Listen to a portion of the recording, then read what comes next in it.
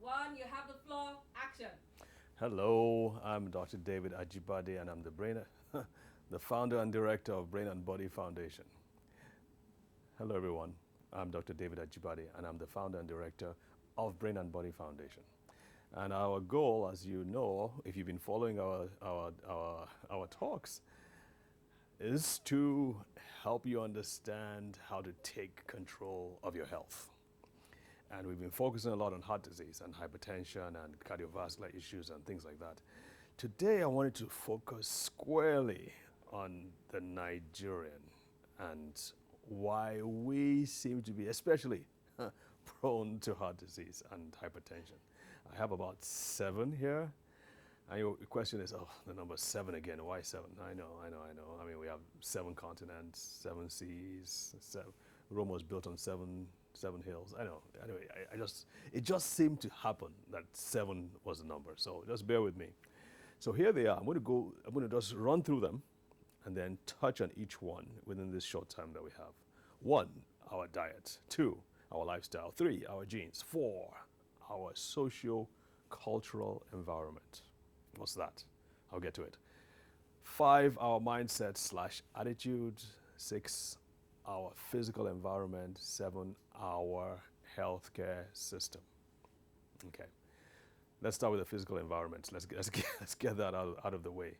We live in the tropical environment.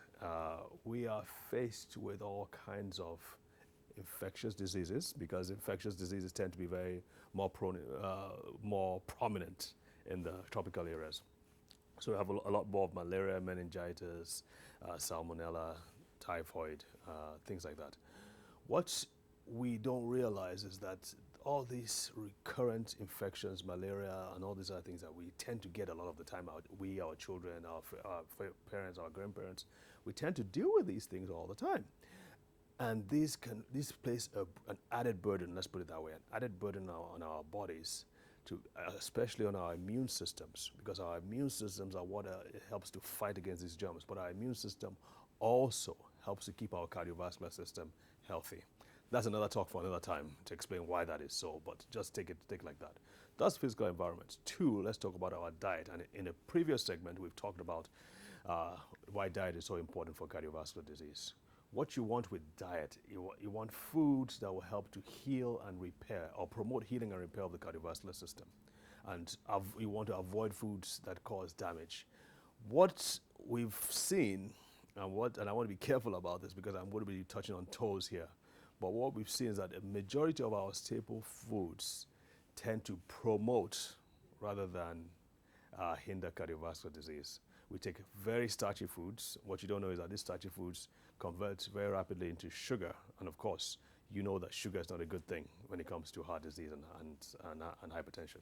So it's very important that we begin to look at what our foods are. If you get a chance to get our past talk on diet, I would say you should do that.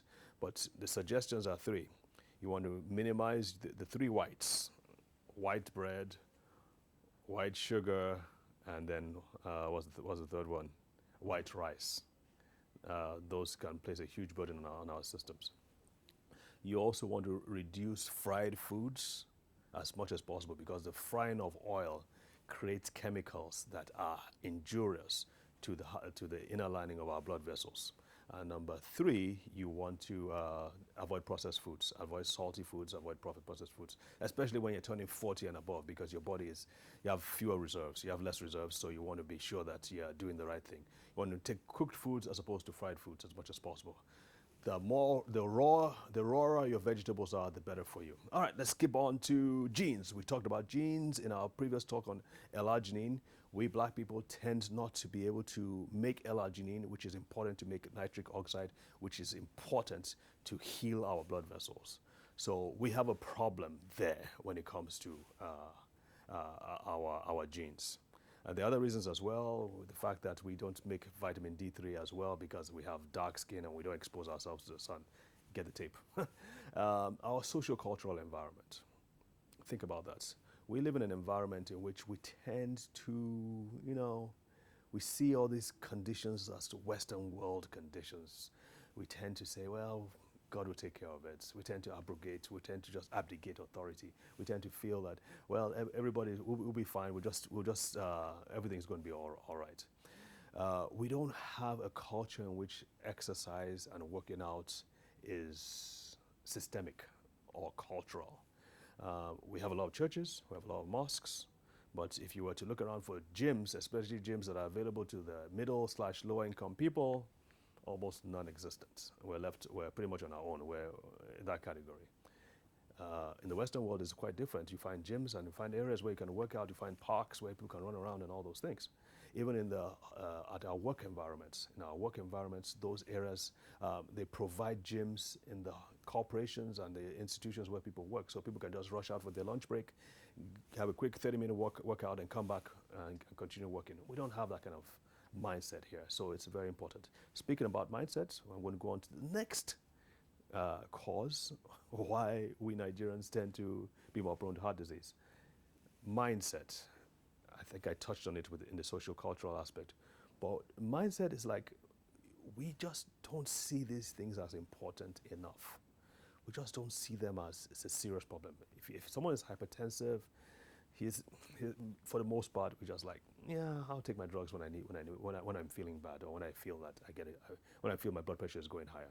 So we don't really look at those things as seriously as we should, and people around us don't really take it seriously. So you tend to have this laissez-faire attitude. It's God's will. It's gonna whatever will happen will happen. You find it in the Western world that's not so true. You find a lot of people are really proactive about their health and taking control of their health. So we have a very the WHO says that the only two hindrances to vibrant health and longevity: ignorance and complacency. And I think we have complacency in boatloads, as well as the ignorance. So it's important that we get information. Let's move on to our healthcare system. Healthcare system, if you have a heart attack in the Western world, you can call 911 or another number, and you'll be in the hospital within the hour. Over here, you just don't have access to that. And I'm not trying to slight the Ministry of Health. They're doing a fantastic job trying to fix things. But I'm just saying what is at present, what is on ground. We don't have access to that. We don't have access for proper checking of the status of our cardiovascular health. We don't. In several places around the world, you can check to see how well your blood is, your arteries, whether they are all clean and whether their blood is flowing well. Over here, those things are really, really expensive, if at all available. And so the healthcare system is still as its infancy, and I think it needs to be propped up a lot more to be able to deal with the cardiovascular issues of going on 200 million people in Nigeria, and I dare say a large percentage of the adults in this number will be having some kind of heart disease or the other. So it's very important that the healthcare system begins to step up and take care of, at least focus on cardiovascular health. Time is up. Lifestyle, well, you can deduce that. So we need to up our lifestyles to focus and improve our cardiovascular health. With that said, I want to say, take control of your cardiovascular health, take control of your health. Don't be lazy about it. Get information for yourself, for your sake, and for your family. Thank you.